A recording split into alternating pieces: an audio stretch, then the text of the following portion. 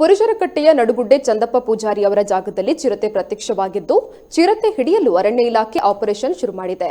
ಮುಂಡೂರು, ಬನ್ನೂರು, ಪಡಿಲ್, ಕೋಡಿಂಬಾಡಿ ಹಾಗೂ ಕಡಬ ತಾಲೂಕಿನ ಪಾಲ್ತಾಡಿ, ಚೆನ್ನಾವರ, ಬಂಬಿಲ ಸೇರಿದಂತೆ ಕೆಲವು ಕಡೆಗಳಲ್ಲಿ ಚಿರತೆ ಪ್ರತ್ಯಕ್ಷಗೊಳ್ಳುತ್ತಿರುವ ಘಟನೆಗಳು ವರದಿಯಾಗುತ್ತಿರುವ ಹಿನ್ನೆಲೆಯಲ್ಲಿ ಅರಣ್ಯ ಇಲಾಖೆ ವತಿಯಿಂದ ನಿನ್ನೆ ನರಿಮುಗರು ಗ್ರಾಮ ಪಂಚಾಯತ್ ವ್ಯಾಪ್ತಿಯ ಮುಕ್ವೆ, ಮೊಗರಡ್ಕ ಎಂಬಲ್ಲಿ ಬೋನ್ ಅನ್ನು ಅಳವಡಿಸಿದ್ದಾರೆ.